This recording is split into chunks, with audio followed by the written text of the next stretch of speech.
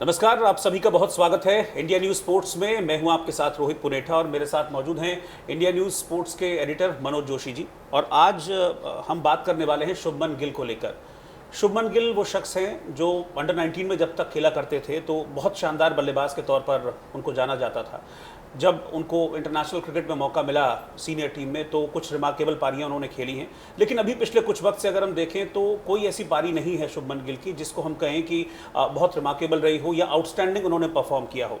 तो ऐसे में अब सवाल उठ रहा है शुभमन गिल के भविष्य को लेकर, क्योंकि फ्यूचर में काफ़ी क्रिकेट होना है और एक लंबा चौड़ा कार्यक्रम है क्रिकेट का। अभी जो रिसेंट क्रिकेट होना है वो इंग्लैंड में होना है। 4 अगस्त से टेस्ट सीरीज खेली जानी है इंग्लैंड में।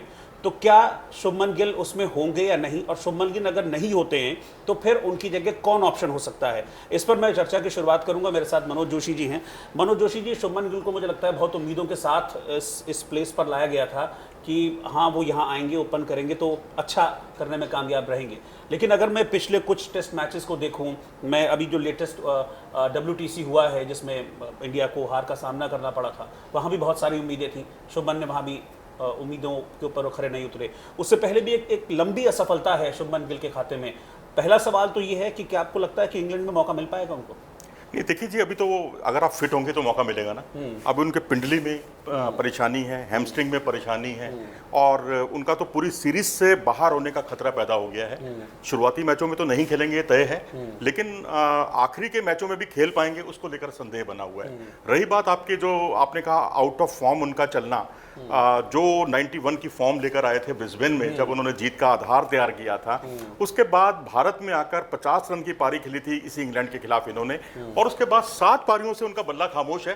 2 पारियां छोड़ दें, 2 पारियों में तो वो शून्य भी नहीं बना, शून्य पे आउट हुए हैं। तो कुल मिलाकर मैं ये कहूंगा उनकी फॉर्म काफी उनसे रूठी हुई है। टेक्निकल कुछ दिक्कतें हैं उनके साथ बल्लेबाजी में। संजय मांजरेकर ने तो वो सवाल भी उठाया है। उनका कहना है कि जब वो खेलते हैं तो उनके फुटवर्क पर उन्हें बहुत काम करने की जरूरत है। जब वो अपना पाँव आगे बढ़ाते हैं, जो फ्रंट पाँव है वो उनका क्रॉस चला जाता है, उससे उन्हें बड़ी दिक्कत होती है।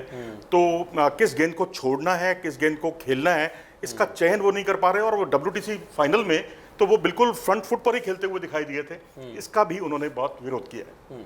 तो फिर आप, जैसा कि आपने बताया कि उनके एक तो वैसी इंजरीज हैं उनके साथ, प्लस सेकंड कि उनका फॉर्म, अगर इंजरी से उबर भी जाते हैं तो भी बहुत ज़रूरी है कि वो फॉर्म में रहें, जो अभी फिलहाल नहीं दिख रहा है। तो आपको क्या लग रहा है कि इंग्लैंड में कौन रोहित शर्मा का साथ निभा सकता है? रोहित शर्मा के पार्टनर के तौर पर आपको क्या लगता है, या शुभमन का रिप्लेसमेंट कौन हो सकता है? कई युवा हैं हमारी टीम में, आप मुझे पहला ऑप्शन बताइए, आपको क्या लगता है? देखिए, मयंक अग्रवाल थोड़ा तजुर्बा भी है उनके पास, ठीक है, इंग्लैंड में खेले नहीं है, साबित भी किया है उन्होंने, कम से कम अपनी जमीन पर तो किया ही है। वो तो 4 टेस्ट मैच किसी के लिए भी ड्रीम सपने की तरह है, सपने के हकीकत में बदलने की तरह है। जब वो रोहित शर्मा दूसरे छोर पर खेलते थे, दक्षिण अफ्रीका की टीम थी सामने, और उसके बाद उन्होंने एक डबल सेंचुरी बनाई और उसके बाद फिर सेंचुरी बनाई, और फिर बांग्लादेश आई तो बांग्लादेश के खिलाफ भी डबल सेंचुरी बना दी। तो बहुत ही जबरदस्त फॉर्म में थे। लेकिन अगर हम उनकी फॉर्म देखते हैं पिछले 8 मैचों की, वो भी उनसे रूठी हुई है। अगर आप देखें उनका, अगर आपने शुभमन गिल का भी जिक्र किया, 28 रन का सर्वाधिक स्कोर है, तो मयंक अग्रवाल का 38 रन सर्वाधिक स्कोर है पिछली 8 पारियों में, और 8 में से 6 पारियों में तो वो दहाई की संख्या तक भी नहीं पहुंच पाए। तो ये जो फॉर्म के साथ जूझना है ना, ये बहुत बड़ी दिक्कत है। और अब दूसरे विकल्प अगर आप देखें तो KL राहुल हैं। अब KL राहुल पर अगर टीम का इतना ज्यादा भरोसा होता तो उन्हें 2019 के बाद उनको टाटा बाय बाय ना कर दिया गया होता। वैसे भी KL राहुल को मतलब मुझे लगता है कि वो बहुत ज्यादा कंफर्टेबल शायद ओपनिंग में नहीं भी रहते हैं। KL राहुल टेस्ट मैचेस में क्या कंफर्टेबल रहेंगे वो ओपनिंग में? एक ये भी चीज़ जरूरी है ना कि हाँ, कि कंपैटिबिलिटी कितनी रहती है रोहित शर्मा के साथ। क्या देखिए, एक तो ओपनिंग, ऊपर से इंग्लैंड में आप जानते हैं कि नई बॉल कितना स्विंग करती है, क्या कंडीशंस इंग्लैंड की होती हैं। उन कंडीशंस को देख के मुझे लगता है कि शायद बोर्ड के दिमाग में कुछ चल रहे होंगे ना। देखो, बड़ी विरोधाभासी चीजें हैं जो आपने बात कही। ये तस्वीर का एक रुख है। दूसरा रुख ये है कि ओवल में उन्होंने सेंचुरी बनाई थी, लेकिन सेंचुरी बनाने के बाद जो 12 अगली पारियां उन्होंने खेली हैं उसमें एक भी हाफ सेंचुरी नहीं है। तो इससे उनको टाटा बाय बाय जो मैं कह रहा हूं टेस्ट क्रिकेट से, वनडे और T20 के लायक ही उनको समझा गया। और वनडे में आप देखिए, पिछले से पिछला मुकाबला जो था पूना में इंग्लैंड के खिलाफ, उसमें उन्होंने सेंचुरी बनाई। तो अब आश्चर्य तो इस बात का होता है कि एक टीम हमारी श्रीलंका में है, वहां KL राहुल क्यों नहीं है? वहां तो वो टीम की जरूरत होते। तो मुझे लगता है अब एक तीसरा विकल्प भी है जिस पर हमें विचार करना चाहिए, और वो है ईश्वरन। कोई नहीं जानता इन जनाब को, ईश्वरन जी हाँ, बंगाल के ओपनिंग बल्लेबाज हैं ये और उत्तराखंड से ताल्लुक रखते हैं। दिलीप ट्रॉफी में जो उन्होंने सेंचुरी बनाई थी, 150 प्लस की पारी खेली थी, बहुत ही अद्भुत थी, कमाल की थी। अब कोई भी इसको ये भी कह सकता है जी एक यंगस्टर को खिलाना WTC में, और वो भी वहाँ कहीं रिस्क ना हो, जोखिम ना हो। सौरव गांगुली भी जब डेब्यू कर रहे थे लॉर्ड्स के मैदान पर, उन्हें भी कोई नहीं जानता था, वो भी पहला मैच खेले थे, वहाँ उन्होंने सेंचुरी बनाई थी।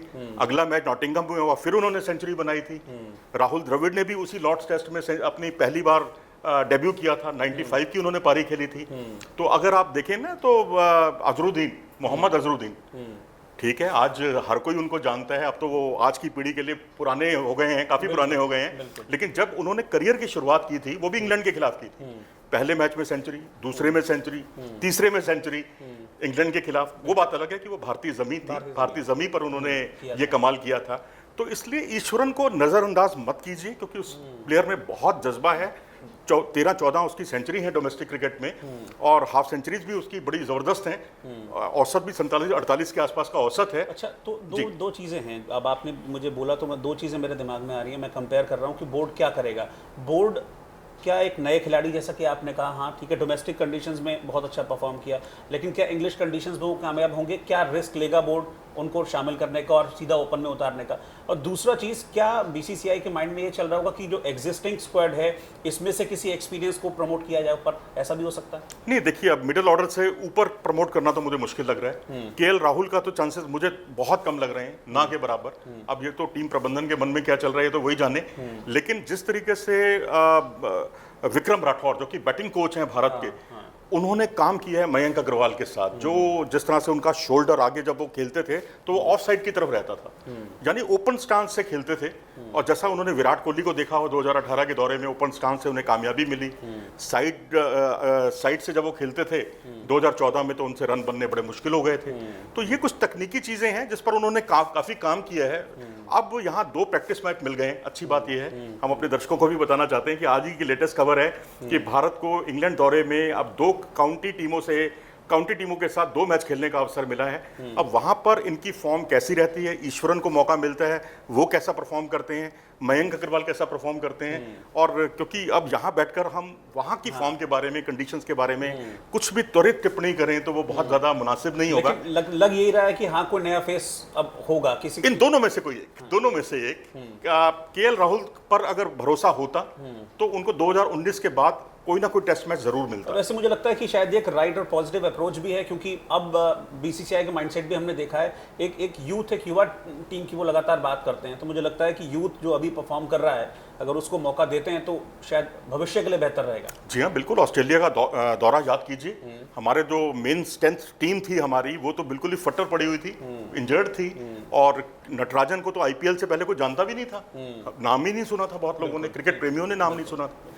वो व्यक्ति आता है नेट बॉलर के रूप में, और वो उसको मौका मिलता है, टेस्ट में डेब्यू करता है, वनडे में डेब्यू करता है, T20 में डेब्यू करता है, और तीनों में अपनी उपयोगिता दिखाता है। तो इस तरह यंगस्टर्स को जिस तरह से प्रमोट किया गया, वाशिंगटन सुंदर, हम तो बल्लेबाज के तौर पर उनको जानते ही नहीं थे कि वो इस तरह के बल्लेबाज हैं कि मैच को ड्रॉ भी करा सकते हैं और मैच जिताने में भूमिका भी निभा सकते हैं। शार्दुल ठाकुर, क्या परफॉर्म उन्होंने किया बल्लेबाजी से, हर कोई उनको बॉलर के तौर पर जानता था।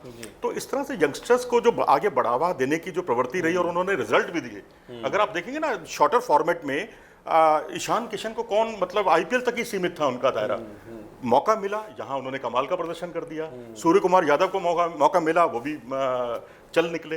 तो यहाँ यंगस्टर्स जब अच्छा परफॉर्मेंस कर रहे हैं तो ईश्वरन से क्यों हम एक दूरी बना के रखें, उसको मौका क्यों ना दिया जाए, जबकि उसने प्रूव किया है। बिल्कुल, यानी कि कुल मोटा मोटा इस चर्चा में जो नाम निकलकर 3 सामने आ रहे हैं, जो हो सकते हैं रोहित शर्मा के साथ ओपन करने के लिए उतरे इंग्लिश कंडीशंस में, मयंक अग्रवाल का नाम सामने आ रहा है, पहले खुद को साबित कर चुके हैं। हालांकि अभी कुछ एक मैचेस में वो उनका परफॉर्मेंस बहुत अच्छा नहीं रहा है, जैसा कि ईश्वरन का नाम अभी मनोज जी ने लिया, और एक KL राहुल का नाम सामने आ रहा है। आप देखते हैं कि इनमें से किस पर जो BCCI है, बोर्ड है, वो अपना दांव लगाता है और इंग्लिश कंडीशंस में किसको ओपन करने के लिए उतारता है। मनोज, बहुत बहुत शुक्रिया बातचीत करने के लिए। Thank you.